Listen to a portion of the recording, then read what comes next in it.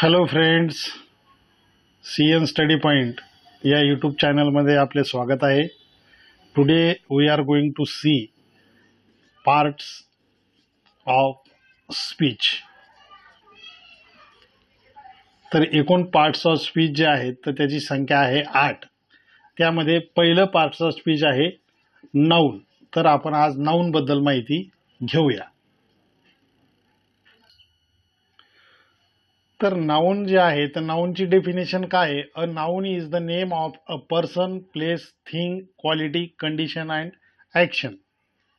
तर एखाद्या व्यक्तीला, नेम ऑफ अ पर्सन व्यक्तीला किंवा वस्तूला, थिंग्स किंवा ठिकाणाला, प्लेस किंवा स्थितीला, कंडिशन किंवा एखाद्या क्रियेला किंवा क्वालिटीला दिलेलं जे नाम असतं त्या दिलेल्या नामास नाम असे म्हणतात. तर नामाचे दोन प्रकार पडतात. एक म्हणजे काउंटेबल नाऊन.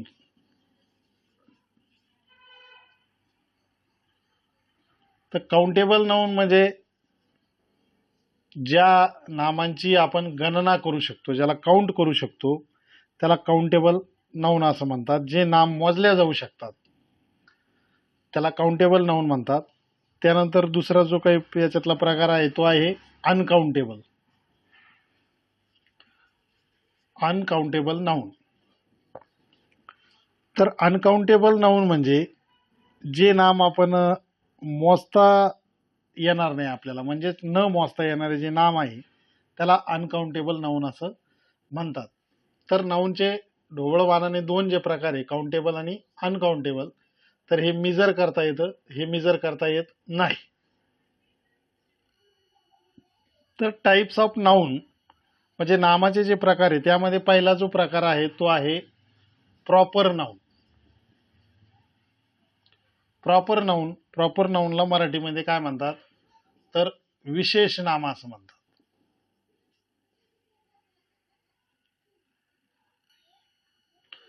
प्रॉपर नाऊनची डेफिनेशन बघूया. The noun which denotes a proper person, place or thing is called proper noun. म्हणजे जे नाम विशेष व्यक्ती जे आहे किंवा ठिकाण जे आहे किंवा वस्तू जे आहे हे दर्शवण्याचं काम करतं त्याला प्रॉपर नाऊन असं म्हणतात. विच डिनोट्स प्रॉपर पर्सन, व्यक्तीचं नाव, प्लेस जागेचं नाव आणि वस्तूचं नाव हे जे दर्शवते त्याला प्रॉपर नाऊन असं म्हणतात. तर हे जे विशेष नाम आहे तर ह्या विशेष नामाची सुरुवात नेहमी आपल्याला कशाने करावं लागते तर ती कॅपिटल लेटरने करावं लागते.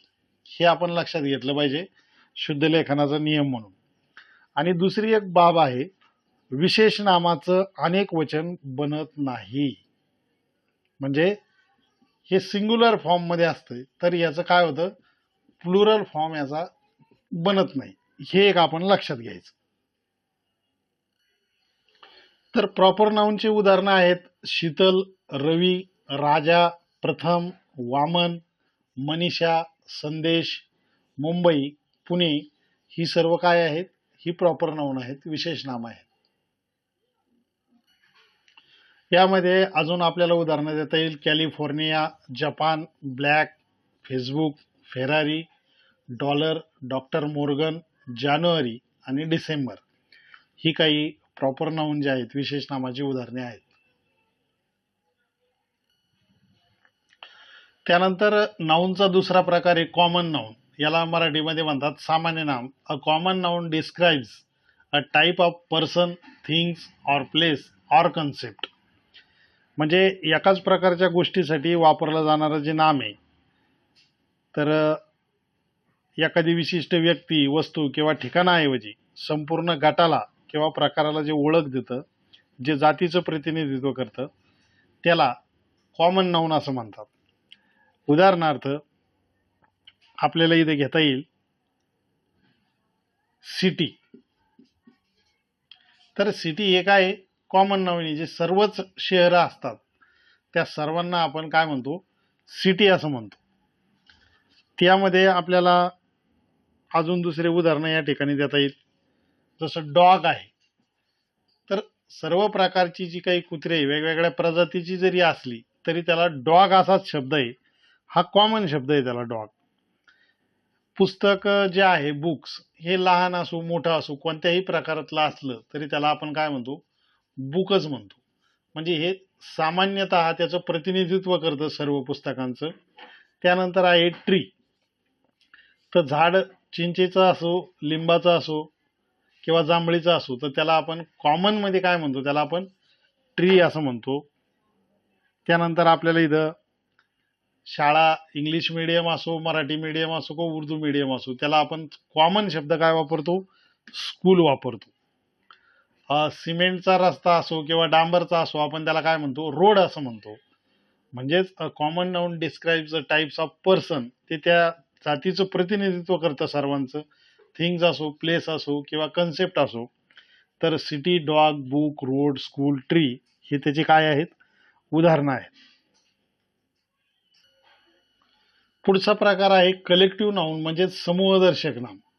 तर the noun which denotes a group of person, creature and collection of things, म्हणजे जे नाम व्यक्ती किंवा वस्तूचा समूह दर्शवतं. काय दर्शवतं, विच इंडिकेट्स द ग्रुप, समूह दर्शवतं. त्या सर्व नामाला कलेक्टिव्ह नाउन म्हणजे समूहदर्शक नाम असं आपण म्हणतो.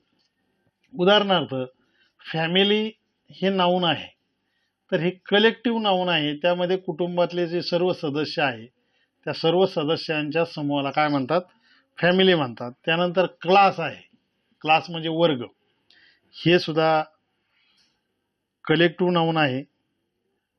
त्यानंतर क्राऊड, क्राऊड म्हणजे गर्दी. त्यानंतर आर्मी, आर्मी सुद्धा कलेक्टिव्ह नाउन आहे. असे वेगवेगळे जे उदाहरणं आहेत तर ते आपल्याला याच्यामध्ये अजून घेता येतील.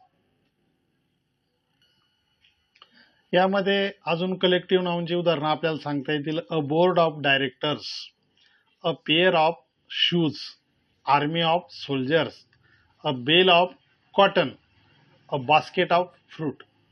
तर अशा पद्धतीने ज्यामध्ये समूह जे आहे तो जो दर्शवला जातो त्याला कलेक्टिव्ह नाउन असं म्हणतात. मटेरियल नाउन म्हणजेच पदार्थवाचक नाम. A noun which can't be counted, असं नाम की जे मोजले नाही जात त्याला मटेरियल नाउन आपण म्हणत असतो. जसं water, milk, oil, petrol, gold. तर याला आपण एक पाणी, एक मिल्क किंवा वन पेट्रोल किंवा वन गोल्ड असं म्हणत नाही, तर याला मोजण्यासाठी वेगळी परिमाण आहे, म्हणून याला संख्येमध्ये आपण असं मोजू नाही शकत. The noun which cannot be counted. तर यामध्ये अजून आपल्याला उदाहरणं देता येतील. Iron, silver, copper, T, coffee. तर मुळात त्याचं नावच आहे मटेरियल नाउन. जे पदार्थची जी नावं असतात तर ती याच्यातून ती सुचवलेली की जी आपण मोजू नाही शकत त्याला. तर water, milk, oil, petrol, gold, iron, silver, copper, tea आणि कॉफी. ॲब्स्ट्रॅक्ट नाउन म्हणजेच भाववाचक नाम. A name of state, quality, feeling or idea we can only think or feel but we can't touch or see. तर भाववाचक नाम जे आहे तर ती एक अवस्था आहे, गुणवत्ता आहे. त्यानंतर फिलिंग भावना आहे, आयडिया कल्पना आहे. We can only think or feel आपण विचार करू शकतो, आपल्याला वाटू शकतं, परंतु आपण त्याला टच करू शकत नाही, स्पर्श करू शकत नाही किंवा बघू शकत नाही. तर ऑनेस्टी हे त्याचं उदाहरण आहे. ऑनेस्टी म्हणजे प्रामाणिकपणा. त्यानंतर आहे ट्रथ, हे सुद्धा त्याचं उदाहरण आहे. तर आपण विचार करू शकतो, फिलिंग करू शकतो, पण we cannot touch to it. त्यानंतर करेज, करेज हे आपल्याला बघता येत नाही, त्याला स्पर्श करता येत नाही. त्यानंतर गुडनेस, फुलिशनेस, डेप्थ, अशी वेगवेगळी आपल्याला त्याची उदाहरणं सांगता येतील.